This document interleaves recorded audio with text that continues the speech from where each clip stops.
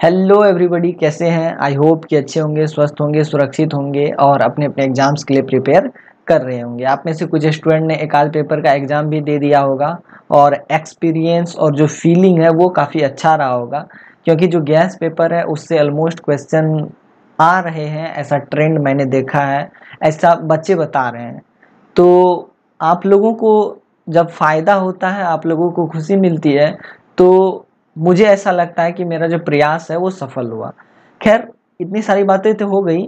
आज भी मैं आप लोगों के सामने जो आया हूँ ना, मैं आज भी आप लोगों को एक गैस पेपर ही डिस्कस करवाऊंगा और उस गैस पेपर का नाम है BPAS 186। इसका नाम क्या है? BPAS 186। और ये जो गैस पेपर है, ये जो सब्जेक्ट कोड है, इसका अगर हम कुल मिला के सही नाम बताएं तो वो है तनाव एवं आपदा प्रबंधन। क्या है नाम भाई? तनाव एवं समय प्रबंधन नाम है। सॉरी, मिस्टेक हो गया, तनाव एवं समय प्रबंधन। तो अभी हमें इसी की चर्चा करनी है। हालांकि समय जो है ना, मेरे पास आज बहुत कम है दोस्तों। मुझे लगता है कि 1 घंटे का समय है मेरे पास और मुझे 1 ही घंटे में सब कुछ बताना है। तो मैं कोशिश करूंगा कि मैं जो इम्पोर्टेंट है, बहुत इम्पोर्टेंट क्वेश्चन है, वो मैं आप लोगों को बता दूं। आगे बढ़ने से पूर्व, क्वेश्चन पर आगे जाने से, डिस्कशन करने से पूर्व मैं आप लोगों को बता देता हूं कि आप लोग अपने अपने क्वेश्चन के लिए, अपने अपने क्वेरीज के लिए मुझे इंस्टाग्राम पे फॉलो कर सकते हैं। और मेरी जो इंस्टाग्राम आईडी है वो कुछ इस तरह से है, मोहनीश आर्यन। नीचे एक छोटा सा ये वाला अंडरलाइन पड़ा होगा, तो आप लोग मुझे यहाँ जाकर के फॉलो कर सकते हैं।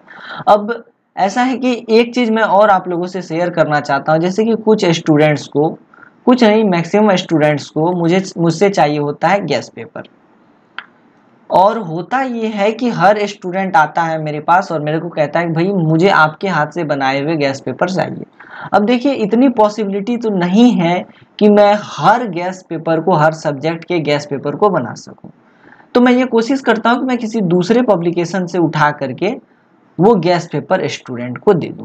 अब स्टूडेंट के क्वेश्चन, जो स्टूडेंट के एग्जाम में उस गैस पेपर से क्वेश्चन नहीं आते हैं, तो स्टूडेंट मुझे जिम्मेदार ठहराते हैं। तो मैं इसके लिए पहले ही कह देता हूं कि जो जो मैं वीडियो बनाता हूं, मैं केवल और केवल उसी के गैस पेपर्स बनाता हूं। उसके अलावा मैं किसी भी अन्य सब्जेक्ट के गैस पेपर नहीं बनाता हूं। अगर आप में से किसी को गैस पेपर चाहिए तो आप वीडियो वाला गैस पेपर तो ले ही सकते हैं, मेरा वाला। साथ में अगर दूसरा चाहिए तो मैं किसी अन्य पब्लिकेशन से आपको वो गैस पेपर अवेलेबल करवा के दे सकता हूँ।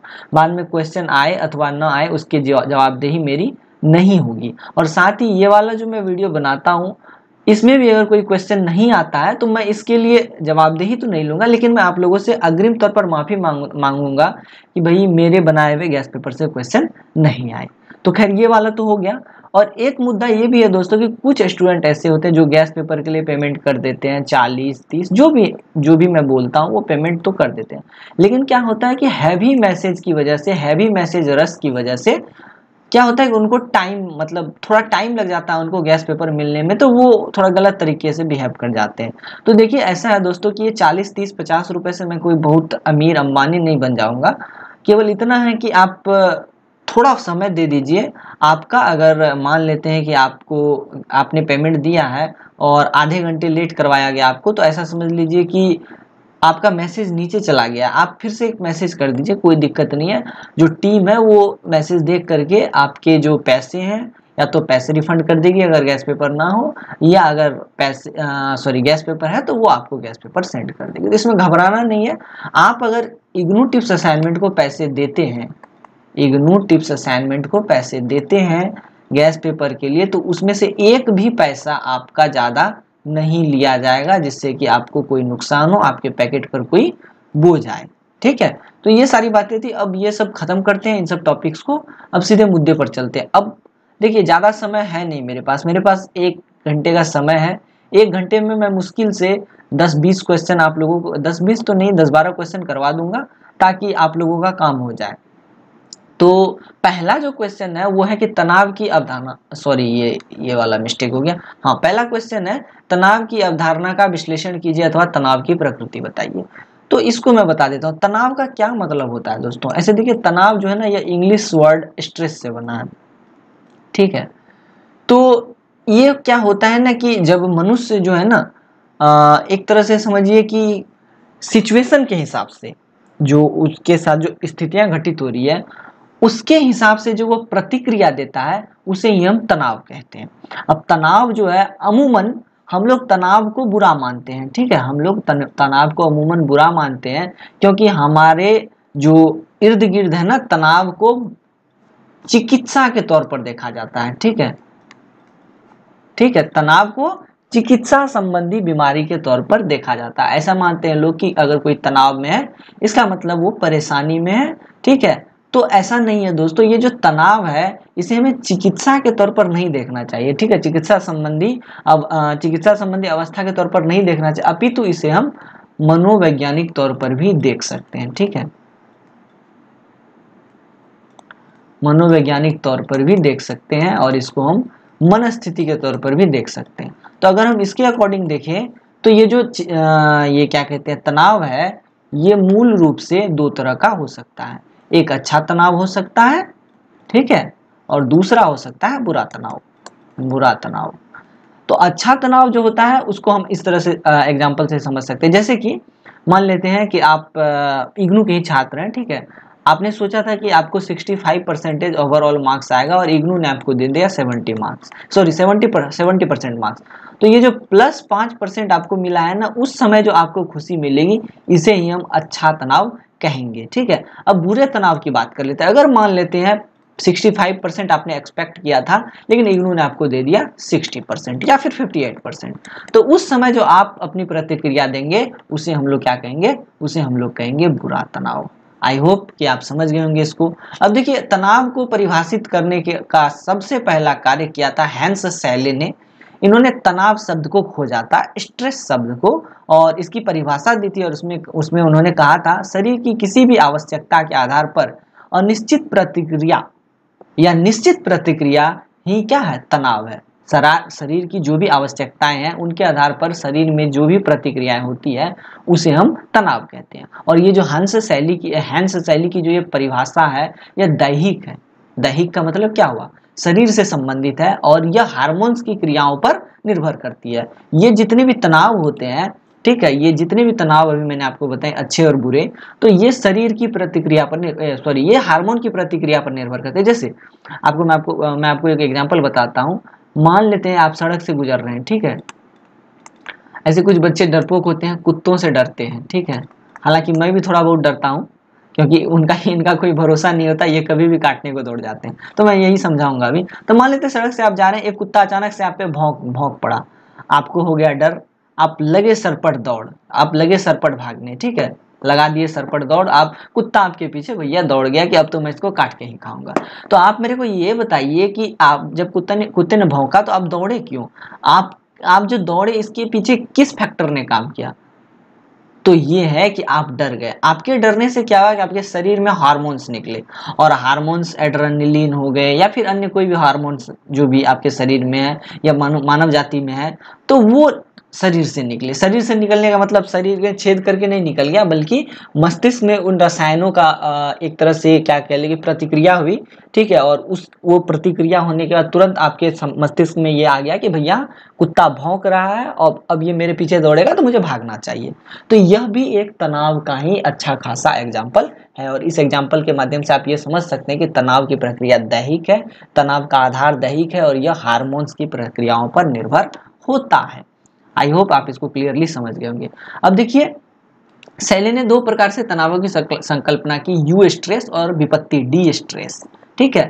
तो ये तो मैं बता चुका हूँ, यू स्ट्रेस मतलब अच्छा तनाव, इच्छित तनाव, ठीक है। जैसे कि आप प्रतियोगिता कोई खेल खेलते हैं, प्रतियोगिता किसी खेल रूपी प्रतियोगिता में भाग लेते हैं, तो ये जो तनाव है इसको आपने अपनी इच्छा से लिया, अपने शौक से लिया है, तो ये तनाव जो है एक तरह से आप मान लीजिए कि यू स्ट्रेस कहलाएगा। अब विपत्ति की बात करते हैं, कुत्ता आपके पीछे दौड़ गया था, भैया ये क्या है, विपत्ति है, डिस्ट्रेस, और ये बुरा है, असंयमित है, अतार्किक है और अवांछित है। जबकि ये जो यू स्ट्रेस होता है यह इच्छित तनाव होता है, मनुष्य इसे अपनी स्वेच्छा से लेता है, ठीक है। तो आई होप कि ये भी आप समझ गए होंगे। अब आगे देखते हैं आगे क्या है, ठीक है। उसके बाद यहाँ छोटी मोटी बातें लिखी गई हैं, वो आप लोग देख लीजिएगा, आप लोग इसको समझ लीजिएगा, ठीक है। अब देखिए यहाँ पर ऐसा है कि कुछ लोग है ना, तनावपूर्ण माहौल में बहुत अच्छा काम करते हैं। अगर उस पर प्रेशर हो कि हमें ये मतलब कुछ करना है, तो जब उस पर प्रेशर डाला जाता है तो वो बहुत अच्छा काम करते हैं। सवाल है ऐसा क्यों? तो ऐसा है कि तनाव जो है ना, यह एक ऐसी अवधारणा है जिसके बारे में हर लोगों की सोच अलग अलग है। जैसे मैं आपको एक एग्जांपल देता हूं। अगर आपको मार्केट जाना है, माता जी ने कहा है कि सब्जी लाओ बेटा, ठीक है, सब्जी लाओ मार्केट से। अब ठहरे आप आलसी, क्या ठहरे आप आलसी, ठीक है। तो अब माता जी कह के किधर भी चली गई और आप लगे अपने मोबाइल फोन में एकदम पबजी में, ठीक है। पबजी बेच के, अब पबजी खेल के आपको याद नहीं रहा कि हमके सामने सब्जी लाना है, ठीक है। तो आप लग गए पबजी में। अब माता जी आई, उधर से दो बातें सुनाकर चली गई, तो आपको हो गया भैया तनाव, आप हो गए क्या, आप डिस्ट्रेस में चले गए। अब ऐसा है कि जब आप डिस्ट्रेस में गए तो आप खुनुस में, गर्मी में, गुस्से में बोले चलो भैया मैं सब्जी ला के ही रख देता हूँ। तो फिर आप जाते हैं, वो पबजी को साइड करते हैं, जाते हैं सब्जी लाने और ले आते हैं सब्जी, ठीक है, और माता जी को दे देते हैं। तो अब ऐसा है कि इस स्थिति में आपने कितना अच्छा काम किया, किया या नहीं किया। तो यहाँ देखिए तनाव की जो ये स्थिति बनी, इसमें आपने काम अच्छा किया। तो ऐसा है कि तनाव जो है ना, ये जो ऐसी अवधारणा है, इसकी जो एक तरह से करें, इस अवधारणा की जो परख है या इस अवधारणा को हर लोग अलग अलग तरीके से देखते हैं। कुछ लोग तनाव को अच्छे तरीके से देखते हैं, कुछ लोग इसको बुरे तरीके से देखते हैं। कुछ लोग तनाव को चिकित्सा संबंधी स्थिति के तौर पर देखते हैं, जिसमें क्या होता है कि मनुष्य किसी न किसी समस्या से जूझ रहा होता है। तो ये सब बात अब आप समझ गए। तो आप सभी अब समझ गए कि ये जो तनाव की जो स्थिति होती है दो तरह की होती है, या तो तनाव रहित या तो तनावपूर्ण। तो तनाव रहित हम ये कह सकते हैं, या सकारात्मक तनाव ऐसी स्थिति को कह सकते हैं जिसमें मनुष्य अपनी इच्छा से तनाव लेता है, जबकि तनावपूर्ण मनुष्य अपनी इच्छा से नहीं लेता है, ठीक है। एग्जाम्पल मैं आपको देता हूँ कि व्यक्ति कभी कभी क्या होता है कि खुद को अच्छा करने के लिए प्रोत्साहित कर रहा होता है और अच्छा काम करने की कोशिश करता है, लेकिन हो जाता है ठीक उसके विपरीत। तो अब ऐसा होता है क्या कि जब वो खुद अच्छा काम करने की कोशिश करता है तो वो अपने आप को तनाव रहित बनाने की कोशिश करता है, लेकिन अचानक से क्या होता है उसके परफॉर्मेंस मतलब बिगड़ जाते हैं, तो वो क्या होता है बेचारा चला जाता है तनावपूर्ण स्थिति में, बेचारा प्रेशर में पहुंच जाता है। तो तनाव के प्रति आपकी स्वयं की अवधारणा यह तय करती है कि तनाव को आप कैसा महसूस करेंगे। अब जैसे मान लेते हैं कि ये सब्जी वाला उदाहरण मैंने आपको दिया था, इसमें किसी आपको माता ने डांट दिया, तो इस समय अगर आप चाहें तो आपको बुरा लग जाए तो आप ये काम सब्जी लाने ही नहीं जाएंगे, क्योंकि माता जी ने आपको डांट दिया, ठीक है। तो अब आप यहाँ देखिए माता जी का डांटना आपके हृदय में तनाव को पैदा करता है। अब यहाँ पर आपने उस तनाव को सकारात्मक तौर पर लिया और आप पहुंच गए सब्जी लेने, ठीक है। लेकिन अगर आपको ये बुरा लग जाता तो आप सब्जी लेने ना जाते, सब्जी लेने ना जाते तो ये तनावपूर्ण स्थिति में चला जाता है, इसको हम डिस्ट्रेस कहते हैं। तो आप पे डिपेंड करता है कि तनाव को आप कैसे महसूस करते हैं, आप इसके लिए किस तरह की अवधारणा का आप अपने मस्तिष्क में अपने लिए किस तरह की अवधारणा का विकास करते हैं तनाव के लिए, ठीक है। और हैंस शैली जो हुए उन्होंने ये भी कहा था कि तनाव से तात्पर्य शरीर द्वारा आवश्यकता अनुसार किए गए अवशिष्ट अनुक्रिया से होता है। आई होप कि आप अब समझ गए होंगे तनाव का अर्थ और प्रकृति, ठीक है। अब नीचे चलते हैं, देखते हैं नीचे क्या डिस्कस करना है। तो अब लास्ट में यह स्पष्ट होता है कि तनाव एक बहुआयामी प्रक्रिया है जो तनाव उत्पन्न करने वाली घटना होती है, ठीक है, जिसमें व्यक्ति के न केवल शरीर वरन मानसिक कार्य भी विघटित होते हैं। अब तनाव के प्रकारों, कारणों, लक्षणों की व्याख्या कीजिए, ठीक है। तो देखिए दोस्तों, तनाव महसूस करना बिल्कुल सामान्य है, मैंने आपको बताया। छात्र अगर अपनी परीक्षा देने जा रहा है तो भी वो तनाव में रहेगा, वो ये सोचेगा कि कैसा जाएगा एग्जाम, नहीं जाएगा, अच्छा जाएगा या बुरा जाएगा। आप स्वयं जाते हैं इग्नू के एग्जाम सेंटर पर एग्जाम देने, तो पहला जब आप एंटर करते हैं हॉल में तो आपके दिल की धड़कनें तेज हो जाती है, भैया एग्जाम ठीक जाएगा या नहीं जाएगा। तो तनाव आपको एक तरीके से प्रभावित, कुछ लोग डरे डरे से हॉल में प्रवेश करते हैं, कुछ लोग एकदम कॉन्फिडेंस से प्रवेश करते हैं, भाई मेरे को तो सब कुछ आता, मैं तो लिख ही डालूंगा। तो ऐसा है कि तनाव सबको अलग अलग तरीके से प्रभावित करता है, ठीक है। अब तनाव यू स्ट्रेस बता दिया मैंने, डी स्ट्रेस बता दिया, इतने प्रकार का होता है। तो सकारात्मक तनाव हो गया यू स्ट्रेस और डी स्ट्रेस हो गया नकारात्मक तनाव। तो ये सब मैंने बता दिया आप लोगों को। तो तनाव, ये जो सकारात्मक तनाव है, कहाँ गया भाई ये वाला, ये इसे हम कहते हैं यू स्ट्रेस, ठीक है। यहाँ पर मेनली पूछा गया है कि तनाव के प्रकार, और इसे हम कहते हैं डी स्ट्रेस, डिस्ट्रेस, ठीक है। तो ये हुआ इच्छित तनाव, ठीक है, इसे हम बोलते हैं इच्छित तनाव, सॉरी ये अच्छे से नहीं हो रहा, और इसे हम कहते हैं बुरा तनाव, इसको ऐसे करना पड़ेगा, सॉरी पेन टैबलेट थोड़ा सही से नहीं रखा हुआ था इसीलिए ऐसा हो रहा था। तो ये हो गया बुरा तनाव। अब देखिए सकारात्मक तनाव के बारे में मैं ऐसा बता चुका हूँ, जो व्यक्ति अपनी इच्छा से लेता है, ठीक है। वो मैंने आपको एग्जाम्पल दे दिया। आप कहीं चल दिए किधर, आप मान लेते किसी खेल का हिस्सा हो जाते हैं, आपको कोई अंतर्राष्ट्रीय खेल खेलना, राष्ट्रीय खेल खेलना है, तो ये तनाव आपने स्वयं लिया। या फिर मैंने आपको एक एग्जाम्पल दिया था, आपको चाहिए था 65 और इग्नू ने आपको दे दिया 70%, तो उस समय की जो स्थिति पैदा होगी वो सकारात्मक तनाव की स्थिति पैदा होगी। ये सब मैं बता चुका हूँ आपको। अब देखिए नकारात्मक तनाव की बात करते हैं। तो देखिए ऐसा है दोस्तों कि नकारात्मक तनाव के दो सब प्रकार होते हैं, दो प्रकार और होते हैं। एक तो मैं बता चुका हूँ तनाव के मुख्यतः दो प्रकार हैं, लेकिन नकारात्मक जो एक मैं आपको बता देता हूँ, तनाव के दो प्रकार सकारात्मक और नकारात्मक। तो जो नकारात्मक तनाव है उसके और दो प्रकार होते हैं, एक है चिरकालिक तनाव,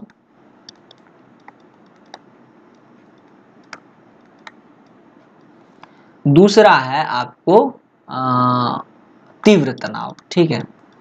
तो तीव्र तनाव, तो नकारात्मक तनाव समझ गए, जो इंसान अपनी इच्छा से नहीं लेता है जिस तनाव को, वो मजबूरन उसके ऊपर हावी हो जाता है, तो वो नकारात्मक तनाव कहलाएगा। चिरकालिक तनाव की बात करते हैं, जो तनाव बहुत लंबे समय तक चलता है। हालांकि अभी के समय में कोई चिरकालिक तनाव है नहीं, फिर भी मैं आपको एक एग्जाम्पल देना चाहूँगा। अगर किसी को किसी से सच्चा प्रेम हो जाता है, तो उस समय में अगर वो प्रेमी और प्रेमिका अलग हो जाते हैं, तो उस समय क्या होता है कि उस समय जो तनाव की स्थिति बनती है वो चिरकालिक तनाव की स्थिति बनती है। अभी मैं जिस क्षेत्र में रह रहा हूँ, यहाँ पर एक घटना घटित हुई है। एक प्रेमी प्रेमिका को क्या हुआ कि अलग करने की कोशिश में, एक प्रेमी प्रेमिका को अलग करने की कोशिश में क्या होता है कि प्रेमी को करंट लगाकर मार दिया जाता है, ठीक है। और ये सच्ची घटना है। और इसी प्रेमी के चाहत में संभवतः, हालांकि मुझे भी इतनी विस्तृत जानकारी नहीं है, बगल में घटना घटित हुई है, 50 किलोमीटर के दायरे में है, तो ऐसा कि पेपर के माध्यम से थोड़ा बहुत पता चला तो मैं आपको शेयर कर रहा हूँ। तो अब देखिए इसी प्रेमिका के विरह में ये इसी प्रेमी के विरह में ये प्रेमिका क्या होती है कि ये हॉस्पिटल तक पहुंच जाती है। ये एकदम से मतलब अपनी आत्महत्या तक की कोशिश करती है, ठीक है। और ये एक तरह से समझ लीजिए कि यह चिरकालिक तनाव का उदाहरण है। और ये महिला, ये जो प्रेमिका है इस लड़के की, इस प्रेमी की, ये अभी भी शायद हॉस्पिटल में भर्ती है। और ऐसा आई थिंक 25 या 30 दिन हो गए हैं, और ये लड़की अब तक केवल और केवल इसी को खोज रही है, इसी की बातें कर रही है। और इस लड़की को अब ना माता समझ में आ रहा है, ना माँ समझ में आ रही है, ना पिता समझ में आ रहे हैं, या कोई भाई बंधु इसे समझ में नहीं आ रहा है। तो ये चिरकालिक तनाव का एक उदाहरण है। तीव्र तनाव की बात करते हैं। अगर तीव्र तनाव की बात करें तो हम कह सकते हैं कि जैसे मान लेते हैं कहीं आपने झगड़ा कर लिया, ठीक है, झगड़ा कर लिया, यह तीव्र तनाव का एक एग्जाम्पल है। क्योंकि झगड़ा जो आपने किया, कुछ समय के बाद आप झगड़े को भूल जाएंगे और आप अपने नित्य प्रतिदिन के काम में पुनः से लग जाएंगे। तो यही क्या है, नकारात्मक तनाव में आपको तीव्र तनाव का एक एग्जाम्पल है, जो कि काफी ज्यादा समय तक नहीं टिकता है, ठीक है।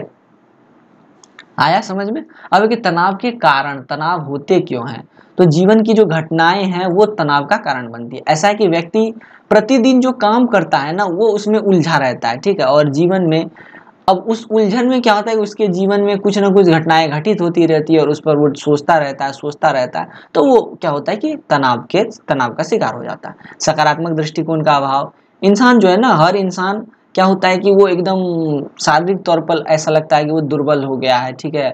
अब वो काम करने की स्थिति में नहीं है, वो अपना आराम खोजता है, ठीक है। तो उस समय क्या होता है कि उसके अंदर की जो इच्छा शक्ति होती है, जो पावर्स होते हैं, वो एकदम डीमोरलाइज हो जाते हैं। अब सकारात्मक दृष्टिकोण का जब अभाव होने लगता है, तो उस समय भी तनाव पैदा हो जाते हैं, तनाव की स्थिति बन जाती है, ठीक है। क्षमताओं का ठीक ठीक मूल्यांकन इंसान अगर नहीं कर पाता है, तब भी तनाव की स्थिति पैदा होती है। जैसे मैं आपको एक एग्जांपल देता हूँ कि कोई बंदा है, ठीक है, मान लेते हैं आप ही है, और आप बिना पढ़े, ठीक है, बिना वीडियोस देखे हुए, बिना बुक पढ़े हुए एग्जाम में काफी अच्छे से आंसर लिख सकते हैं, लेकिन आप अपनी उस कैपेबिलिटी को पहचान ही नहीं पाए हैं, ठीक है। अब आप लगे पड़े हैं इधर उधर खोजने में, वीडियो खोजने में, कंटेंट खोजने में, आपको लगता है कि मैं तो कर ही नहीं पाऊंगा। तो आपके अंदर जो क्षमता है, आप उसका ठीक ठाक मूल्यांकन नहीं कर पा रहे हैं, इस वजह से आप तनाव में हैं, आप सॉल्यूशन खोज रहे हैं। तो यह जो है ना, क्षमताओं का ठीक ठाक मूल्यांकन नहीं कर पाना भी तनाव क्या एक कारण बनता है। दूसरों पर निर्भर रहने की आदत, जैसे मैं आपको एक एग्जांपल अभी दे चुका हूँ, उसमें क्या होता है कि बंदे के अंदर खुद ही कैपेबिलिटी है सारी, ठीक है, आपके आप हैं, मान लेते वो आप ही हैं, आपके अंदर खुद ही कैपेबिलिटी है, खुद ही क्षमताएं हैं, लेकिन आप उसको खोज नहीं पा रहे हैं, तो आप दूसरे पर निर्भर हैं, चाहे तो आप पीडीएफ पर निर्भर हैं, गैस पेपर्स पर निर्भर हैं, मुझ पर निर्भर हैं, वीडियोस पर निर्भर हैं। तो यह आपके निर्भर रहने की आदत भी आपके तनाव का कारण बनती है। मान लेते हैं आप मुझ पर निर्भर है कि भैया मैं तो वीडियो बना के दे ही दूंगा, अब मेरी इच्छा हुई कि मैं वीडियो बनाऊंगा ही नहीं, अब ले मैं वीडियो दूंगा नहीं और आपको वीडियो मिलेगा नहीं, आपकी तैयारी होगी नहीं, आप क्या होंगे, टेंशनाइज हो जाएंगे, तनाव की स्थिति में पहुंच जाएंगे। समझ में आया? आई होप समझ गए होंगे आप। अब नीचे देखते हैं। तो दूसरा है कि स्वार्थ और अहंकार की भावना, भगवान पर श्रद्धा और विश्वास न होना। अभी के दौर में क्या ना दोस्तों कि हर इंसान के अंदर स्वार्थ और अहंकार है। अब जैसे मैं पढ़ा रहा हूँ, कुछ बच्चे ऐसे भी हैं उनको लगता है कि मैं गलत पढ़ा रहा हूँ, ठीक है, या उनको लगता है कि मैं जो डिस्कस कर रहा हूँ वो गलत है, और उन्हें लगता है कि उससे ज्यादा मतलब मुझसे ज्यादा तो वो जानते हैं। हाँ, ऐसा सच है कि मुझसे ज्यादा वो जानते होंगे, इसमें कोई समस्या नहीं है। फिर भी अगर मेरे बोलने से आपके मस्तिष्क में थोड़ा बहुत भी जा रहा है तो आपको लेना चाहिए, वो अर्जित करना चाहिए, क्योंकि ज्ञान किसी से भी लिया जा सकता है। लेकिन कुछ बंदे ऐसे होते हैं जिनको लगता है कि भैया हमसे बड़ा तो कोई है ही नहीं, है ही नहीं। मुझे मैं पर्सनली बोल रहा हूँ कि मुझे भी ऐसे मैसेजेज आते हैं, ठीक है, और खुद कमेंट सेक्शन में भी आता है कि भाई आपने ये आपको तो आता ही नहीं है, आपके पढ़ाने की टेक्निक बेटर नहीं है, आप गलत पढ़ा रहे हैं, आपके क्वेश्चंस नहीं आते। तो ऐसा क्या है, ये स्वार्थ एवं अहंकार की भावना। किसी किसी बंदे को, अब छठे नंबर की बात कर ले, तो किसी किसी बंदे को ऐसा होता है कि उसको भगवान पर विश्वास नहीं होता है, ठीक है, या खुद पर भी विश्वास नहीं होता। तो ऐसी स्थिति में क्या होता है कि वो काफी कंफ्यूजन में जी रहे होते हैं, और जब वो कंफ्यूजन में जीते हैं तो तनाव की स्थिति पैदा होती है। आत्म संवेदनाओं की कमी। देखिए, संवेदना का क्या मतलब होता है, सेंसिटिवनेस। सेंसिटिवनेस इंग्लिश में बोलते हैं, संवेदना का मतलब हुआ कि दुख, दर्द, पीड़ा, कष्ट, इसको महसूस करना। लेकिन अभी का जो दौर चल रहा है, इसमें इंसान न दुख समझ रहा है, न कष्ट समझ रहा है, न दर्द समझ रहा है, न पीड़ा समझ रहा है। अभी के दौर में इंसान सुबह उठता है तो सिर्फ यही सोचता है कि पैसे कैसे कमाने हैं, ओनली मनी और nothing else, just money and money. तो ये एक समस्या है, ठीक है। अब ये समस्या क्यों है, क्योंकि इंसान जो है एक तरह से मशीन बन गया है, ठीक है। अब मशीन बन गया है तो उसके अंदर की जो संवेदनाएं हैं मर गई है, उसे सुख दुख का कुछ समझ में नहीं आ रहा है। अब ऐसा करने के चक्कर में वो क्या हो रहा है कि तनाव से ग्रसित हो जा रहा है। अब कभी कभी क्या होता है कि वो पैसा कमाने के चक्कर में क्या होता है कि अपनी खुशियों के लिए दूसरों की खुशियों का गला घोट देता है। तो यह एक समस्या है। आत्म संवेदनाओं की कमी भी तनाव का एक मुख्य कारण है। कभी कभी क्या होता है, आत्मसम्मान एवं आत्मविश्वास का अभाव भी तनाव का कारण बनती है। जैसे कि मान लेते हैं, मैं आपको एक एग्जांपल देता हूँ, आपने वीडियो देख ली, आपने पीडीएफ पढ़ लिया, आपने गैस पेपर पढ़ लिया, आपने बुक्स पढ़ लिया, सब कुछ पढ़ लिया आपने, ठीक है। लेकिन जब एग्जाम हॉल में गए तो आपको पता लगा, आपको लगा कि आप कुछ कर नहीं पाएंगे, क्वेश्चन आया भी नहीं, आपको लग रहा है कि अब तो हम आंसर नहीं कर पाएंगे, हम सब कुछ भूल गए। तो ये आपके अंदर का जो विश्वास है वो मरने लगा है, ठीक है, और आपके आत्मविश्वास में कमी आ गई है। और यही क्या है, यही कारण बनता है किसका, तनाव का। आत्मसम्मान, आप खुद का सम्मान करना भूल गए तो भी यह एक तरह से तनाव का कारण बनता है। तनाव के लक्षण की बात करते हैं हम, तनाव के लक्षण की बात करते हैं अब हम। तो आगे तनाव के लक्षण में सबसे पहले मैं आपको बता दूं कि तनाव के लक्षण जो है उसको दो भागों में बांटा गया। एक तो शारीरिक लक्षण जो आपके शरीर पर देखने को मिलता है, दूसरा है मानसिक लक्षण, ठीक है। तो जो देखिए यहाँ पर मैं अधिकतर जो तनाव की बातें कर रहा हूँ वो मैं डिस्ट्रेस की बातें कर रहा हूँ, ठीक है, डिस्ट्रेस की बातें कर रहा हूँ, यू स्ट्रेस की बातें नहीं कर रहा हूँ। ये जो इच्छित तनाव है, जो अच्छा तनाव, मैं इसकी बातें नहीं कर रहा हूँ, मैं इसकी बातें ज़्यादा कर रहा हूँ क्योंकि आपके बुक में ही इसकी चर्चा ज़्यादा की गई है, तो इसीलिए मैं बुरे तनाव की बात ज़्यादा कर रहा हूँ। तो जो बुरा तनाव है या नकारात्मक तनाव जो है, इसमें क्या है कि सबसे पहले ये दो तरह का होता है, दो तरह के लक्षण होते हैं तनाव के। तो शारीरिक लक्षण, तो शारीरिक लक्षण में क्या होता है कि इंसान का जो ब्लड प्रेशर है वो बढ़ने लगता है। आपने अक्सर देखा होगा कि जो 25-30 वर्ष क्रॉस करते हुए हर पुरुष एवं महिला को ब्लड प्रेशर की समस्या हो जाती है, चाहे तो वो लो रहने लगता है या फिर हाई रहने लगता है। और उसके बाद हार्ट बीट जो है, जो कि एवरेज 70 से 72 पर मिनट होना चाहिए, वो भी चेंज हो जाता है, वो बढ़ जाता है या घट जाता है। और कभी कभी इसी हृदय गति के बढ़ने से हार्ट में अटैक आ जाता है, ठीक है। नाड़ी गति, जो पल्स रेट है, उसमें भी चेंजेज आते रहते हैं। श्वास लेने की गति वो भी बदलते रहता है। इंसान को कब्ज की समस्या रहती है, एक तरह से कॉन्स्टिपेशन की समस्या रहती है, ठीक है। अक्सर तनाव की अगर स्थिति का आपको सटीक ज्ञान लगाना है, सटीक अंदाजा लगाना है, तो आप ये नोटिस कीजिएगा कि इंसान के सिर में दर्द होता है। संपूर्ण शरीर में दर्द होता है, शारीरिक थकान होती है, या कभी कभी नींद ना आता, भूख नहीं लगता है, वजन घट जाता है, ठीक है, रोग से लड़ने की क्षमता कम हो जाती है। यह तनाव के शारीरिक लक्षण है और यह स्पष्ट रूप से दिखाई देते हैं। तनाव के मानसिक लक्षण की बात करें तो सबसे पहला है मानसिक असंतुलन। कुछ व्यक्ति ऐसे होते हैं कि तनाव के इस स्तर पर पहुंच जाते हैं, उस स्तर तक पहुंच जाते हैं कि अब उसे कुछ समझ में नहीं आता और वही स्थिति पागलपन वाली हो जाती है, ठीक है। अब दूसरा है बेचैनी और चिड़चिड़ापन। तो तनाव का यह एक मानसिक लक्षण है। इसमें इंसान बेचैनी का एहसास करता है, वो बेचैन सा हो जाता है, उसको कुछ भी अच्छा नहीं लगता। आत्मविश्वास और आत्मसम्मान का अभाव, यह भी तनाव का नकारात्मक लक्षण है। इंसान उल्टा सोचने लगता है, ठीक है, इंसान को समझ में नहीं आता वो कर रहा, कोई सकारात्मक चीजों में भी वो नकारात्मक चीजें ही सोचता है। तो यह भी तनाव का एक मानसिक लक्षण है। इंसान को भय सताती है, चिंता होती है, स्वयं को वह निर्मल मानने लगता है, दूसरों के साथ वह अच्छे से संबंध नहीं बना पाता है। तो यह भी तनाव का एक मानसिक लक्षण है, जिससे हम यह कह सकते हैं, जिससे हमें यह पता चल सकता है कि किस व्यक्ति का तनाव कैसा है और किस स्तर का है। तनाव को नकारात्मक ढंग से लेने पर यह शरीर एवं मन को बुरी तरह तोड़कर रखता है और हमें चिंता और अवसाद एवं अनेक प्रकार की गंभीर बीमारियों से ग्रसित कर देता है। इतना समझ में आ गया। अब तनाव दूर करने के विधियों व उपायों का वर्णन कीजिए। तो देखिए दोस्तों, तनाव दूर करने की मूल रूप से दो विधियां हैं, प्रत्यक्ष और अप्रत्यक्ष। तो प्रत्यक्ष विधियों में अगर हम बात करें तो बाधा का विनाश कर दिया जाना चाहिए या निवारण कर देना चाहिए। अब ऐसा है कि देखिए, तनाव जो हो रहा है उसका कुछ ना कुछ कारण तो होगा, जैसा कि मैंने ऊपर अभी आप लोगों को बताया। कारण क्या क्या बताएं, ये अभी जस्ट मैंने ऊपर आप लोगों को बताया। यहाँ एक सेकंड भाई, ऊपर चलो भाई। ये है तनाव के कारण, ठीक है। अब तनाव के जब कारण आपको पता है तो जाहिर सी बात है कि आपको उसके निवारण के बारे में भी पता होगा, आखिर कैसे इसको ठीक किया जाए। तो देखिए, अगर मान लेते हैं किसी भी कारण से आप तनाव में हैं, तो सबसे पहले आप उस कारण को ढूंढिए, वो जो बाधा है उसको खत्म करने की कोशिश कीजिए, ठीक है। आया समझ में या नहीं आया? या फिर आप उसके निवारण की कोशिश कीजिए। अगर अगर मान लेते हैं आप वो जो आपके सामने जो बाधा है, ठीक है, आप उसका विनाश नहीं कर पा रहे, तो आप किसी अन्य उपाय की खोज कीजिए। मान लेते हैं कोई समस्या है, ठीक है, आप उसका निवारण नहीं कर पा रहे हैं, तो आपके लक्ष्य जो है वो प्राप्त नहीं हो रहे हैं, तो आप कोई अन्य उपाय खोजिए। जैसे आपको एक एग्जांपल देता हूँ, कोई एक बच्चा है, ठीक है, उसको पेड़ पे लगा हुआ आम तोड़ना है और आम तोड़ने के लिए उसके हाथ वहां तक जूम नहीं जा पा रहे हैं, ठीक है, पहुंच नहीं पा रहे हैं। तो उस समय क्या करता है वो बच्चा क्या करता है कि या तो डंडे लेकर वो तोड़ लेता है, या किसी और को बुला लेता है कि भैया मेरे को आम तोड़ दो, या फिर वो क्या करता है गिट्टी मारकर वो तोड़ने की कोशिश करता है। तो ये अन्य उपाय की खोज तनाव को कम करने का तनाव को कम करने की एक अच्छी शैली है, एक अच्छा तरीका है, ठीक है। ये समझ में आ गया। ये प्रत्यक्ष विधियां तनाव को कम कर। अन्य लक्षणों का प्रतिस्थापन।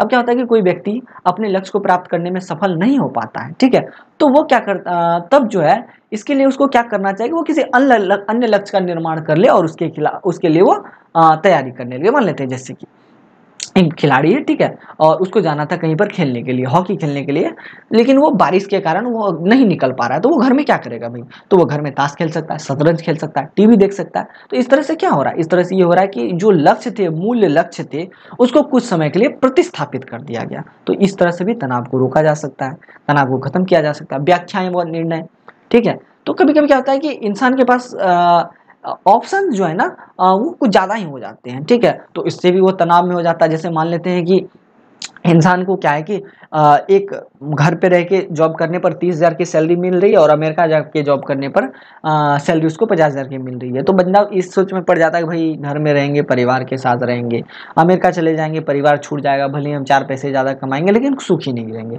तो इस स्थिति में उसको निर्णय लेना पड़ता है। तो जब वो सटीक निर्णय ले लेता है तो उससे भी तनाव जो है वो कम हो जाता है, ठीक है। तनाव कम करने की अप्रत्यक्ष विधियां भी है। तो सबसे पहले जो विधि है वो है शोधन।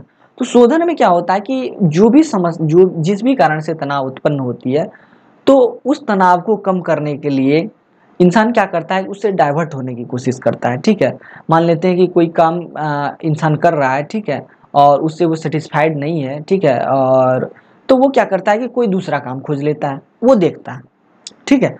अब या फिर हम पृथक्करण से भी तनाव को कम कर सकते हैं। पृथक्करण से मेरा मतलब, मान लेते हैं किसी कारण से उसको तनाव हो रहा है, ठीक है, कोई काम वो कर रहा है, उससे उसको तनाव हो रहा है, तो उस स्थिति में वो क्या करे कि वो काम ही छोड़ दे, उससे वो किनारा कर ले। तो इस तरह से क्या होगा, पृथक्करण से भी तनाव को कम किया जा सकता है। प्रत्यावर्तन, यह भी ऐसा है कि जैसे आपके साथ जिसने जैसा व्यवहार किया, आप भी उसके साथ वैसा ही व्यवहार करें। ठीक है, आप जैसे मैं आपको एक एग्जांपल देता हूँ, या फिर आप इसको ऐसे समझ लेते हैं, मान लेते हैं कि माता एक 2 वर्षीय बालक है, ठीक है, उसको एक छोटा भाई हो जाता है।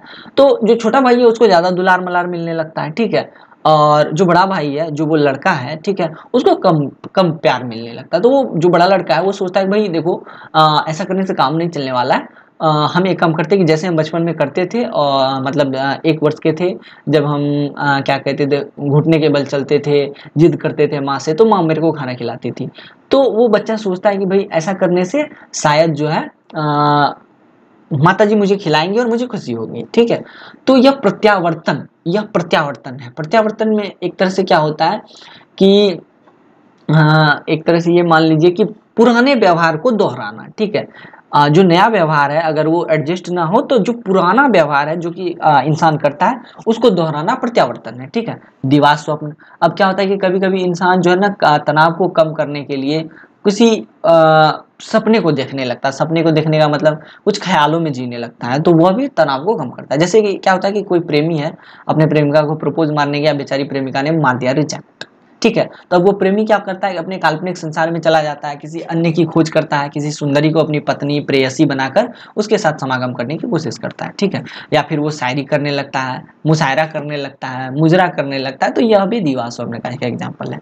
आत्मीकरण, इसमें क्या होता है कि आत्मीकरण को में क्या होता है कि कुछ लोग क्या होते हैं ना कि तनाव को कम करने के लिए किसी राजनेता, अभिनेता, महान पुरुष आदि को अपना आदर्श मान लेते हैं, और उसके साथ साथ वो उसके उसके रास्ते पर चलने लगते हैं, तो उससे भी उनका तनाव कम होता है। निर्भरता, कभी कभी क्या होता है कि कुछ इंसान जो है ना अपने आप को दूसरों पर छोड़ देते हैं, तो वो दूसरा इंसान जो है उसकी समस्याओं का निवारण करता है, तो इससे भी उस इंसान के तनाव में कमी आती है, ठीक है। तो ये सब समझ में आ गया। और बाकी यहाँ नीचे भी थोड़ा बहुत दिया हुआ है पॉइंट्स, तो वो आप देख लीजिएगा। उदाहरण के तौर पर सारी बातें दी गई हैं, ठीक है। बताने वाला कुछ है नहीं, क्योंकि ज़्यादा समय है नहीं। मैंने जैसा कि पहले ही आपको बता दिया कि मेरे पास 1 घंटे का समय है, 1 घंटे में जो बोलना है वो मैं बोल दूंगा। अब है कि व्यवसाय अथवा नौकरी तनाव से आप क्या समझते हैं। तो देखिए, व्यवसाय तनाव एक पुरानी स्थिति है, ठीक है। और व्यावसायिक तनाव का मतलब है कि व्यवसाय के दरमियान जो आप व्यवसाय कर रहे हैं, तो उस समय जो आप तनावपूर्ण स्थितियों का सामना कर रहे हैं वो व्यावसायिक तनाव कहलाएगा। या फिर अगर आप कहीं नौकरी कर रहे हैं, नौकरी करने के दरमियान जाहिर सी बात है कि कभी ना कभी तो आप दबाव में आएंगे ही, कुछ ना कुछ तो ऐसा करेंगे ही जो कि या तो आपको इच्छित तनाव देगा या फिर आपको बुरा तनाव देगा। तो ठीक है, इतना क्लियर हुआ या नहीं हुआ, आई होप कि क्लियर हो गया। तो व्यावसायिक तनाव कर्मचारियों और नियोक्ताओं दोनों के लिए एक चिंता का विषय होता है। व्यावसायिक तनाव का मतलब हुआ कि वही व्यवसाय करते समय जो आप बुरी परिस्थितियों का सामना कर रहे हैं, तो वह व्यवसायिक तनाव हुआ। तो जो कर्मचारी है, जो काम कर रहा है, जो तनाव से गुजर रहा है, एक तो उसके लिए तो बुरा है ही है, लेकिन जो जिसको मतलब जिस भी नियोक्ता ने इस कर्मचारी को नियुक्त किया उसके लिए भी यह एक चिंता का विषय होता है, क्योंकि तनावपूर्ण नौकरी की स्थिति में कर्मचारियों की भावनात्मक भलाई, शारीरिक स्वास्थ्य और नौकरी के प्रदर्शन अच्छे नहीं होते हैं, ठीक है। व्यावसायिक तनाव के कारण की बात करते हैं, तो सबसे पहला है कार्यभार। तो देखिए दोस्तों, ऐसा है कि जब आपको मान लेते हैं कि काम आपको ऐसा है कि 5 घंटे करने हैं, और आपको 5 घंटे में ही 10 घंटे के बराबर का काम दे दिया जाता है, तो आपका जो वर्कलोड है वो बढ़ जाता है। तो आप जाहिर सी बात है उसको कम करने के लिए कुछ से कुछ तरीके अपनाएंगे, हथकंडे अपनाएंगे। तो इससे क्या होगा, इससे आपकी जो खुशी है वो कम होगी, आप चिंतित होंगे, तो इससे आपका तनाव बढ़ेगा। यह व्यावसायिक स्थल पर कार्यभार भी तनाव का एक मुख्य कारण है, ठीक है। लंबे समय तक काम करने से भी इंसान तनाव में जाता है। अब जैसे मान लेते हैं कि किसी को 6 घंटे, किसी की काम करने की क्षमता 6 घंटे है, ठीक है। अब उसको 6 घंटे के बदले 10 घंटे का काम दे दिया गया। सप्ताह में वो 50 घंटा काम कर सकता है, उसको 55 घंटे का काम दे दिया गया। तो एक निश्चित समय के बाद बेचारा वो परेशान हो जाएगा, और ऐसी स्थिति में वो तनाव में पहुंच जाएगा। तो यह तनाव का एक तरह से हम ये कह सकते हैं कि लंबे समय तक काम करवाना या काम लेना भी तनाव की एक स्थिति को पैदा करता है। स्थिति अब ऐसा है कि जब आप छोटी जाति से या छोटे स्तर पर कोई नौकरी लेने जाते हैं, ठीक है, तो छोटा जो नौकरी आप करते हैं, मान लेते हैं आपके ऊपर में 10 और बड़े बड़े ऑफिसर्स हैं, तो वो आपको काफ़ी सताएंगे, परेशान करेंगे, वो अपने कार्य आपको दे देंगे। तो यह जो है ना आपकी स्थिति, किस स्थिति में आप व्यवसाय कर रहे हैं या नौकरी कर रहे हैं, यह भी आपके तनाव का कारण बनती है। वेतन, मान लेते हैं आप 50,000 के बराबर का काम कर रहे हैं और आपको मिल रहा है 10,000, तो भी आप एक निश्चित समय के बाद अजीज हो जाएंगे, परेशान हो जाएंगे और तनाव में चले जाएंगे। कार्यस्थल बदमाशी, अब क्या होता है कि कभी कभी क्या होता है कि कुछ ग्रुप्स होते हैं, अब एक ही कंपनी में 10 बंदे काम कर रहे हैं, उसमें क्या है कि 5 बंदा मटर गश्ती कर रहा है, उसको वो खींच रहा है, उसको वो खींच रहा है, और उसके साथ वो दुर्व्यवहार कर रहा है, उसके साथ वो दुर्व्यवहार कर रहा है। तो ऐसा करने से भी कार्यस्थल में जो बदमाशी की वजह से भी कुछ इंसान तनाव में चले जाते हैं और अपना कार्य ठीक से नहीं कर पाते हैं। ठीक है, इतना क्लियर हुआ या नहीं हुआ? कार्यस्थल संघर्ष, अब कभी कभी क्या होता है कि एक ही काम को 10-10 आदमियों में बांट दिया जाता है। ठीक है, 10-10 आदमियों को दे दिया जाता है और उन्हें कहा जाता है कि भाई देखो, तुम जो बेहतर करेगा उसके उसके इंसेंटिव उसको इंसेंटिव मिलेगी, उसके पैसे मंथली के बढ़ा दिए। अब बेचारा हर कोई कंपटीशन कर रहा है, अब कंपटीशन में कौन जीतेगा कौन हारेगा उसका कुछ पता नहीं है। तो कार्यस्थल पर संघर्ष भी जो है ना, एक तरह से क्या होता है कि तनाव का कारण बनता है। ठीक है, यौन उत्पीड़न, कभी कभी क्या होता है कि महिलाओं के साथ ये यौन उत्पीड़न ज़्यादा होता है। ठीक है, कभी बड़े बड़े ऑफिस में जब महिलाएं काम करने जाती हैं तो क्या होता है कि जो एम्प्लॉयज़ होते हैं, जो वर्कर्स होते हैं, वो उसके साथ बहुत ही गलत तरीके से बिहेव करते हैं। तो यौन उत्पीड़न में मूल रूप से क्या होता है कि या तो गैर सहमति संपर्क, अब क्या होता है कि लड़का लड़की को ज़बरदस्ती टच कर रहा है, उसकी अनुमति के बिना बलात्कार करने की कोशिश कर रहा है। ठीक है, या फिर कुछ गलत करने को मजबूर कर रहा है। ठीक है, और किसी किसी महिला कर्मचारी को किसी पुरुष कर्मचारी द्वारा अश्लील तस्वीरें संदेश भेजी जा रही हैं। ठीक है, और एक तरह से मौखिक उत्पीड़न भी जो है किया जाता है। ठीक है, इसमें क्या होता है कि गलत सलत चुटकुले भेज दिए जाते हैं महिलाओं को, फिर यौन संबंधों, यौन कहानियों, यौन कल्पनाओं पर चर्चा की कहानियां भेज दी जाती हैं। तो इस तरह से भी महिलाओं के साथ, खास करके इस परिस्थिति में महिलाओं के साथ क्या होता है कि एक तरह से यौन उत्पीड़न होता है और महिलाएं खासकर इस स्थिति में तनाव में चली जाती हैं। ठीक है, इतना क्लियर हुआ या नहीं हुआ? व्यावसायिक समूह, अब देखिए दोस्तों, ऐसा है कि जो बड़ी बड़ी कंपनियां होती है वो क्या करती हैं कि एक ही बार में कम लेबर्स को इम्प्लीमेंट करती है, और वो चाहते हैं वो कम से कम लेबर ज़्यादा से ज़्यादा काम करे और काम गुणवत्तापूर्ण हो, काम की जो क्वालिटी है वो अच्छी होनी चाहिए। ऐसे में भी जो वर्कर्स है वो थोड़ा टेंशन में जाएगा, तनाव में जाएगा। अब देखिए, अत्यधिक नौकरी और कार्यस्थल के तनाव के संकेत और लक्षण, हम मान लेते हैं कि कौन व्यक्ति कार्यस्थल पर तनाव में, इसका पता कैसे लगाएं? तो इसका एकदम अच्छा सा एग्जांपल है चिंता, उदास मन, चिड़चिड़ापन, उदासीनता, काम में रुचि का न होना, सोने में समस्या, थकान। तो ये सब जो है, मांसपेशी में तनाव, सिर दर्द, पेट की समस्या, समाज से दूरी बनाना, सेक्स ड्राइव का नुकसान, तो ये सब क्या है, एक तरह से कार्यस्थल के तनाव के लक्षण है। इसको हम रोक कैसे सकते हैं? तो कार्यभार, जो श्रमिक है उसकी क्षमताओं और संसाधनों के अनुरूप उसको कार्यभार दिया जाए, तो हम इस तरह से उसको रोक सकते हैं। श्रमिक की क्षमता है 5 घंटे की, तो उसको 5 घंटे का ही काम मिले।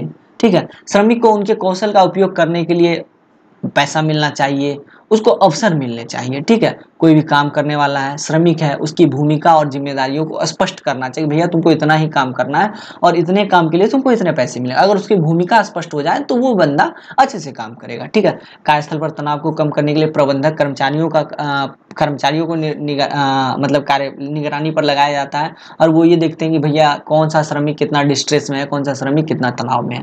तो तनाव के आधार पर उसके काम को बांटा जाता है। ठीक है, तो इतना क्लियर हुआ। उसके बाद आप एक तरह से श्रमिकों के बीच सामाजिक संघर्ष स्थापित करने की कोशिश की जाती है। ठीक है, तो इस तरह से जो है ना, हम ये कह सकते हैं कि ये सारे जो है ना, एक तरह से मान लेते हैं कि तनाव को, व्यावसायिक तनाव को कम करने के तरीके हैं। ठीक है, तो आगे छोटी मोटी बातें दी गई हैं, छोटे मोटे पॉइंट्स दिए गए, वो आप खुद ही पढ़ लीजिएगा। अब बर्नआउट क्या है, विस्तार से समझाइए। तो एक यह जो है ना, एक मनोवैज्ञानिक समस्या है। ठीक है, इसको लोग अक्सर नज़रअंदाज कर देते, लेकिन ऐसा करना नहीं चाहिए। आज पूरी दुनिया में लगभग 20% लोग इस बर्नआउट सिंड्रोम से ग्रसित है। और यह क्या होता है ना कि मरीज को 3 स्तरों पर प्रभावित करता है: अत्यधिक थकान, काम से उबना, कार्य क्षमता और आत्मविश्वास की कमी का यह एक बहुत ही अच्छा सा स्रोत है। ठीक है, तो ये जो बर्नआउट सिंड्रोम होता है, इसमें इंसान है ना काम कर करके थक जाता है। ठीक है, और थक जाने के बाद ऐसा लगता है कि वो हताश हो गया है, निराश हो गया। उस समय में वो तनाव की उच्चतम स्थिति को प्राप्त करने की कोशिश में ऑटोमेटिक ही चला जाता है, और यही बर्नआउट कहलाता है। बर्नआउट में क्या होता है कि अपनी रुचि के अनुकूल, अब बर्नआउट का कारण क्या है? ठीक है, तो अपनी रुचि के अनुकूल करियर का चुनाव न करना बर्नआउट का एक कारण है। कार्यस्थल पर खराब माहौल बर्नआउट का एक कारण है। तनावपूर्ण पारिवारिक सामाजिक संबंध भी तनाव का कारण होता है, बर्नआउट का कारण होता है। ठीक है, कोई भी बड़ी आर्थिक परेशानी या कर्ज के बोझ के कारण भी व्यक्ति को बर्नआउट सिंड्रोम हो जाता है। बर्नआउट सिंड्रोम के लक्षण, ऑफिस की बातों को लेकर मन में बेचैनी रहना, पर्याप्त नींद लेने के बाद भी थकान महसूस करना, उदासी और डिप्रेशन फील करना, ऑफिस पहुंचते ही तनाव का बढ़ना, कार्य करने में आलस आना, और उसके बाद छोटे मोटे पॉइंट्स नीचे दिए गए। तो अब इस बर्नआउट सिंड्रोम से कैसे बचाव करें? तो हमेशा अच्छा सोचना चाहिए, पॉजिटिव सोचना चाहिए, अपने वर्क स्टेशन को मोटिवेशनल कोट्स से भर देना चाहिए ताकि हर हर जगह पर उसे मोटिवेशनल कोट्स मिले। पर्याप्त नींद लेना चाहिए, 7 से 8 घंटे की सुकून भरी नींद। दोस्तों और रिश्तेदारों से मिलने का समय फिक्स हो जाना चाहिए, मिलना चाहिए टाइम टू टाइम। तो इस तरह से हम क्या होते हैं कि कार्यस्थल पर तनाव को कम कर सकते हैं या फिर बर्नआउट सिंड्रोम को खत्म कर सकते हैं। समय प्रबंधन का अर्थ स्पष्ट करते हुए इसका महत्व बताइए, यह आपका अगला क्वेश्चन है। तो देखिए दोस्तों, ऐसा है कि हमारे पास या किसी अन्य के पास, सबके पास दिन के केवल 24 घंटे हैं, और किसी के लिए यह बहुत कम पड़ते हैं और किसी के लिए बहुत अधिक, जिसमें उन्हें वह सब करने के लिए पर्याप्त समय मिलता है जो वो करना पसंद करते हैं या फिर अपने परिवार के साथ समय बिताते हैं। ठीक है, तो समय एक सीमित संसाधन है और इसका अधिकतम लाभ उठाना आप पर निर्भर करता है। उचित समय प्रबंधन ना होने के कारण इंसान समय पर अपना काम पूरा करने से चूक जाते हैं और उनके कार्य की गुणवत्ता पर प्रभाव पड़ता है और उनके तनाव का स्तर बढ़ जाता है। ठीक है, इतना क्लियर हुआ या नहीं हुआ? आई होप कि क्लियर हो गया होगा। अब यह कहा गया है कि समय किसी की प्रतीक्षा नहीं करता। पैसा दोबारा कमाया जा सकता है लेकिन समय नहीं कमाया जा सकता। इस वजह से हमेशा ही इस बात का ध्यान रखना चाहिए कि जो ये आपका समय है उसका प्रबंधन जरूरी है, और उच्चतम समय प्रबंधन ही उच्चतम उत्पादकता को बढ़ावा देता है, उच्चतम कुशलता को बढ़ावा देता है, और इस तरह से हम इसे समय प्रबंधन के लाभ के तौर पर देख सकते हैं। ठीक है, तो समय प्रबंधन के लाभ क्या हो गए? पहला तो हो गया अधिकतम उत्पादकता, उच्चतर कुशलता, बेहतर व्यावसायिक प्रतिष्ठा, तनाव में कमी, करियर में उन्नति की उच्चतर भावनाएं और लक्ष्य प्राप्ति के लिए अधिकतर अवसर। तो समय प्रबंधन कुशलता पूर्वक अगर ना हो तो क्या होगा? ठीक है, तो इसके परिणाम है अकुशल कार्य उत्पादन, बेकार गुणवत्ता युक्त कार्य होगा, बेकार व्यावसायिक प्रतिष्ठा होगी, और जो करियर है वो ऑलमोस्ट खत्म हो जाएगा। अब देखिए, ये जो समय की बर्बादी है या समय की बर्बादी को कैसे कम किया जाए, उसका प्रबंधन कैसे किया जाए, तो उसमें कुछ नियम है वो मैं आपको बता देता हूँ। सबसे पहले महत्वपूर्ण कार्यों को पूरा कर लेना चाहिए। उसके बाद प्रत्येक रात में कम से कम 7 से 8 घंटे सोने चाहिए। अपने दिन की शुरुआत अच्छे से करनी चाहिए, शीघ्र करनी चाहिए, छोटी छोटी अनावश्यक बातों पर अत्यधिक समय बर्बाद नहीं करना चाहिए, और जो भी कार्य करने का दायित्व ले रखे हैं उसे समय पर पूरा कर देना चाहिए। तो समय प्रबंधन की युक्तियों की बात करें अगर हम, तो इसमें क्या होता है कि हर समय जो काम निपटने हैं आपको उसकी सूची तैयार कर लेनी चाहिए, कार्यों को प्राथमिकता देनी चाहिए, अपने प्रत्येक कार्य को पूरा करने के लिए एक निश्चित समय निर्धारित करना चाहिए। ठीक है, अब हम लोग बात कर लेते हैं निष्कर्ष की। निष्कर्ष में आप देख लीजिए, समय प्रबंधन हर व्यक्ति के लिए महत्वपूर्ण है, चाहे आप एक छात्र हैं, गृहिणी है, व्यावसायिक व्यक्ति या काम कर रहे हैं पेशेवर ही क्यों ना हो। यदि आप समय का सफलतापूर्वक या कुशलतापूर्वक उपयोग नहीं करते हैं तो आप अपने लक्ष्य को प्राप्त नहीं कर पाएंगे। तो ये समझ में आ गया। आई होप ये समझ गए होंगे समय प्रबंधन क्या है, समय प्रबंधन के तरीके क्या है, समय प्रबंधन की युक्तियां क्या है। ठीक है, अब अगला क्वेश्चन है, तनाव के विभिन्न लक्षण बताइए। तो शारीरिक लक्षण क्या होगा कि आपको निम्न स्तर की ऊर्जा का एहसास होगा, पेट की खराबी होगी, सिर दर्द होगा, माइग्रेन होगा, दर्द पीड़ा होगी, सीने में दर्द होगा, दिल की धड़कन तेजी से चलेंगी, नींद की कमी होगी, मुंह में सूखापन होगा, मांसपेशियों में तनाव होगा, उसके बाद बार बार संक्रमण होगा। संवेदात्मक लक्षण, तो इसमें क्या होता है कि निराशा, इंसान क्या होता है कि तनाव के बाद निराशा प्रदर्शित करता है, इंसान चिड़चिड़ापन प्रदर्शित करता है, आसानी से उत्तेजित हो जाता है, व्यर्थ ही कुछ से कुछ सोचता रहता है। मनोवैज्ञानिक लक्षण, अब क्या होता है कि ऐसी स्थिति में तनाव होने पर इंसान जो है अधिकतर चिंता करने लगता है, निरंतर क्या होता है कि मिले जुले विचारों को अनुभव करने लगता है, उसकी चिंतन की मात्रा बढ़ जाती है और वो भूल भी जाता है। ठीक है, और ध्यान कभी केंद्रित नहीं कर पाता। इतना समझ में आया या नहीं आया? व्यवहारिक लक्षण की बात करें तो तनाव के व्यवहारिक लक्षण को अगर हम देखें तो इसमें क्या होता है कि इंसान जो है तनाव में अत्यधिक आने के बाद मादक पदार्थ का सेवन करने लगता है, जैसे शराब, बीड़ी, गुटखा इत्यादि। दुर्घटना की प्रवृत्ति को अपनाने लगता है, कभी कभी फांसी से लटकने की कोशिश करेगा, कभी कुछ करने की कोशिश करेगा। और इस ऐसे में क्या होता है कि तनाव में जाने के बाद समय प्रबंधन बिगड़ जाता है उसका। ठीक है, बारंबार जांच करके चेक किया जाता है कि कोई व्यक्ति कितने तनाव में है। ठीक है, बारंबार जांच की जाती है ताकि किसी व्यक्ति के व्यवहारिक लक्षण का पता चल सके, या फिर हम ये कह सकते हैं कि क्या कहते हैं भाई, व्यवहारिक तनाव के लक्षण इसे हम कह सकते हैं। ठीक है, आई होप ये समझ गए होंगे। अगला क्वेश्चन देख लेते हैं, तनाव के मुख्य स्रोत। तो देखिए, तनाव के मुख्य स्रोत कुंठा, सबसे पहला है कुंठा। कुंठा का मतलब होता है घुटना। घुटन होना, तो कोई व्यक्ति अगर एक ही जगह पर बैठा रहे, ठीक है, तो उससे क्या होगा कि उसके अंदर घुटन का विकास होगा, और यही कुंठा जो है एक तरह से तनाव का विकास करेगा। दूसरा, उद्देश्यों के संघर्ष। कभी कभी क्या होता है, इंसान के पास अलग अलग तरह के मतलब क्या कहते हैं, एक तरह से इंसान के पास क्या आ जाता है भाई, एक स्थिति ऐसी आ जाती है इंसान के पास जिसमें कि उसको किसी एक को चुनना होता है, तो वही यहाँ पर है। तो इस उद्देश्यों का संघर्ष भी एक तरह से तनाव का क्या होता है, तो कारण होता है, तनाव का स्रोत होता है। ठीक है, इतना समझ में आया या नहीं आया? आई होप समझ में आ गया होगा। अत्यधिक दबाव भी तनाव का एक खतरनाक कारण होता है। देखिए दोस्तों, रात हो गई है और मुझे नींद भी आ रही है, आज तबीयत मेरी थोड़ी सी खराब है, इस वजह से मैंने कहा कि मेरे पास बस 1 घंटे का समय है, मैं 1 घंटे में ही वीडियो बनाने की कोशिश कर रहा था और कर रहा हूँ, बन जाएगा तो अच्छी बात है।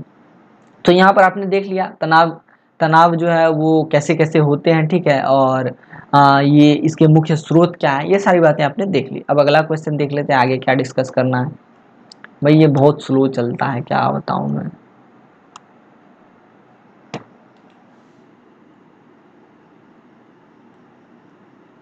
इसको मैं हटा देता हूँ, ये सब बकवास है, ठीक है। अब है, कार्यस्थल पर समय प्रबंधन किस प्रकार किया जाता है, संक्षेप में बताइए। तो देखिए दोस्तों, जब आप कहीं पर कार्य करने जाते हैं तो सबसे पहले आपको ये समझना चाहिए कि जो समय है उसका मूल्य क्या है, और इस समय के उपयोग से आपको किस लक्ष्य की प्राप्ति होगी।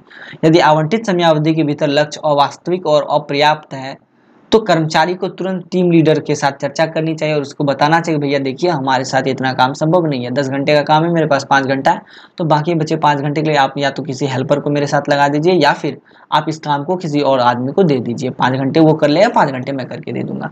प्रत्येक संगठन को निष्ठावान कर्मचारियों की आवश्यकता होती है, जो वरिष्ठों की अनुपस्थिति में भी अपने सहकर्मियों के इर्द गिर्द घूमे और गपशप करने के बदले उसको अच्छे से मोटिवेट करे और उसको काम में लगाए। ठीक है, निर्धारित समय सीमा के भीतर लक्ष्यों को पूरा करने के लिए समय की पाबंदी और अनुशासन की आदत डालनी चाहिए। ठीक है, एक कर्मचारी को अपनी कार्य क्षमता और कार्य की प्राथमिकता के विषय में स्पष्ट तौर पर जानकारी होनी चाहिए। ठीक है, ताकि वो काम को अच्छे से कर सके।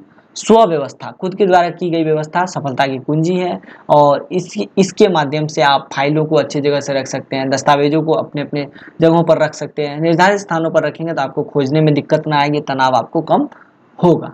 ठीक है, बैठकों के लिए हमेशा एक नोटपैड और पेन को संभाल कर रखना चाहिए, ताकि जब जरूरत पड़े किसी चीज को नोट करना तो वो आराम से नोट किया जा सके। ठीक है, तो इस तरह से आप ये देखते हैं कि अलग अलग तरीकों से एक अच्छा खासा समय प्रबंधन किया जा सकता है। ठीक है, अब आगे देखते हैं आगे क्या है। प्यास भी लग गई है मेरे को, पानी नहीं है इधर, बहुत दुख की बात है। अब है कि समय की बर्बादी का अर्थ स्पष्ट करते हुए उसके कारकों और उपचारात्मक उपायों का वर्णन कीजिए। तो समय प्रबंधन का जस्ट उल्टा है समय की बर्बादी। अब ऐसा है कि आपके पास समय पर्याप्त है, ठीक है, लेकिन आपके अंदर है आलस। ठीक है, अपने कार्य को कल पर छोड़ दिए आप, तो यही छोड़ना जो है समय की बर्बादी है। इससे उत्पादक कार्य जो है वो एकदम एक तरह से मान लीजिए कि डिस्ट्रॉय हो जाते हैं। ठीक है, और इससे क्या होता है कि समय का प्रबंधन हो नहीं पाता और समय की बर्बादी होती है। ठीक है, तो ये आप देख लीजिएगा। ठीक है, इसमें छोटे मोटे पॉइंट्स हैं तो आप पढ़ लीजिएगा। अब देखिए ऐसा है कि इंसान जो है ना व्यक्तिगत समय की बर्बादी करता है, इसके लिए वो क्या करता है, तो वो क्या करेगा, आप एक तरह से देख लीजिए, कहीं बैठ जाएगा, आलस से सो जाएगा, वो अपनी खुद की स्वतंत्रता ज़्यादा से ज़्यादा मांगेगा। ठीक है, तो यह क्या है, इंसान का एक लक्षण है।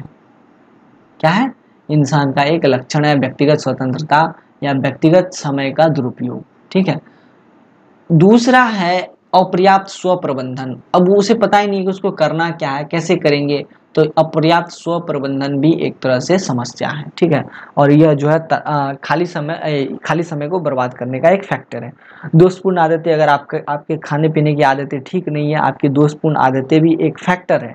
ठीक है, और वो फैक्टर किस चीज में है, तो वो फैक्टर है आपको समय को बर्बाद करने में। ठीक है, तो इतना समझ में आ गया।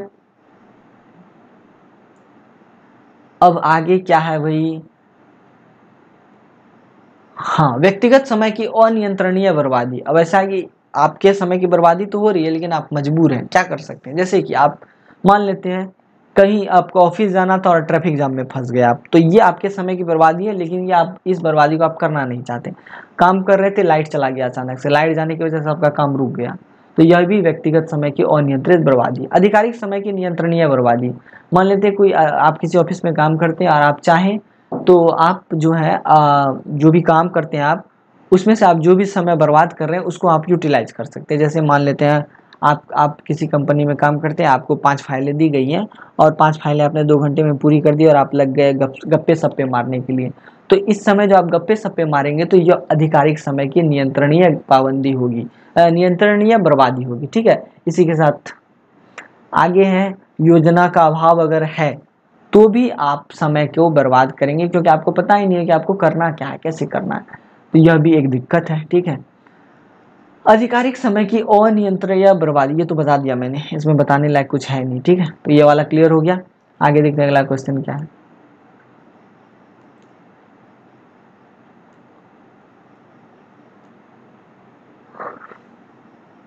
आगे तो कोई क्वेश्चन लगता है दिख नहीं रहा है। ठीक है,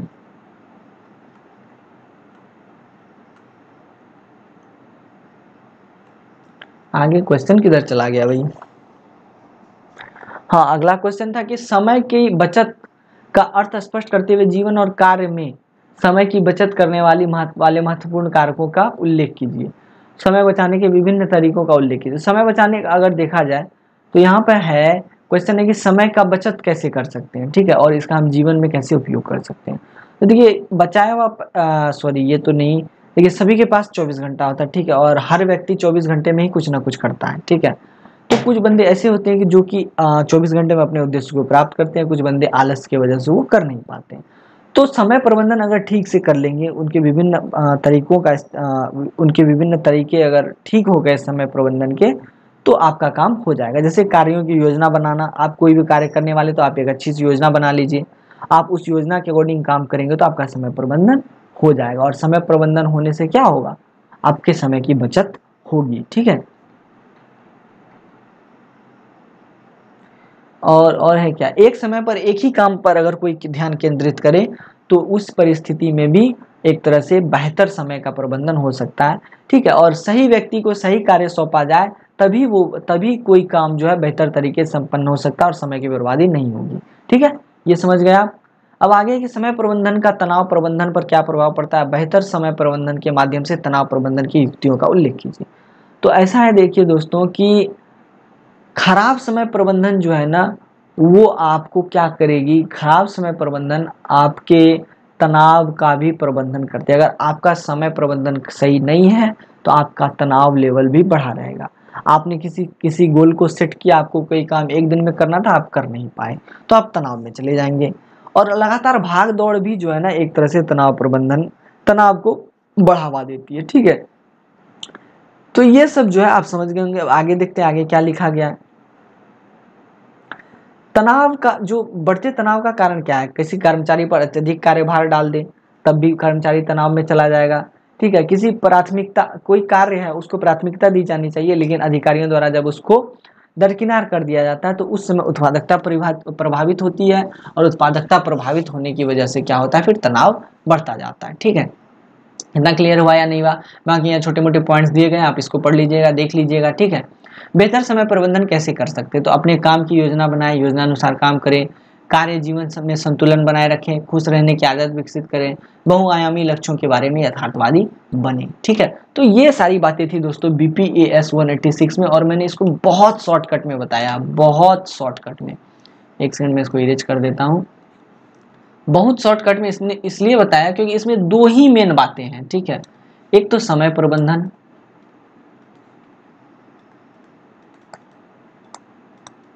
दूसरा है तनाव प्रबंधन। तो यह एक सामान्य सा टॉपिक है। समय प्रबंधन के बारे में आप लोग पहले से जानते हैं। समय प्रबंधन का मतलब अगर आप अपने समय का सही इस्तेमाल करेंगे तो आप ज़्यादा से ज़्यादा अर्जित कर पाएंगे, और अगर आप समय का सही इस्तेमाल नहीं करेंगे, दुरुपयोग करेंगे, तो आपके पास अर्जित चीज़ें भी एक समय के बाद आपसे दूर चली जाएंगी। तनाव प्रबंधन का मतलब है स्ट्रेस मैनेजमेंट। इसका मतलब है कि आपकी गलत जीवन शैली, आपका गलत समय प्रबंधन आपके तनाव प्रबंधन को क्या करता है, आपके तनाव को बढ़ाता है और आपके तनाव में आपके तनाव को एक तरह से समझ लीजिए तनाव प्रबंधन को बेकार करता है। ठीक है, तो समय प्रबंधन समझ गया, तनाव प्रबंधन समझ गया, तो आपका काम हो जाएगा।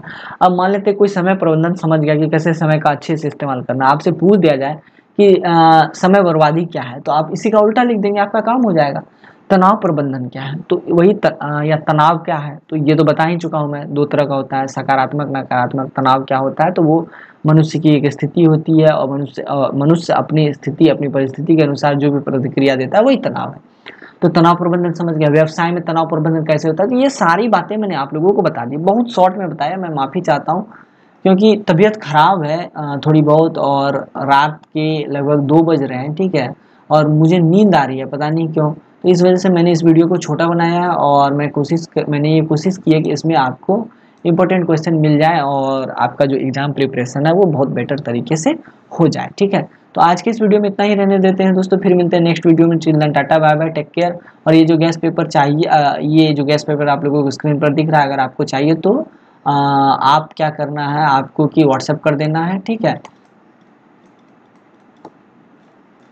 9523779253 इस पे आपको व्हाट्सएप कर देना है, या फिर ठीक है आप एक तरह से आप ये काम कर सकते हैं कि www.ignutipsassignment.com पर विजिट करके भी ये गैस पेपर परचेज कर सकते हैं। ठीक है, तो आज के इस वीडियो में अब इतना ही, फिर मिलते हैं नेक्स्ट वीडियो में। Till then tata, bye bye, take care. हाँ, एक लास्ट चीज़ और, मुझे इंस्टा पे फॉलो कर सकते हैं, मोहनिस आर्यन, नीचे में एक छोटा सा स्लैश ऐसा करके। ठीक है, तो अब अभी के लिए बस इतना है दोस्तों, बाय बाय, गुड नाइट।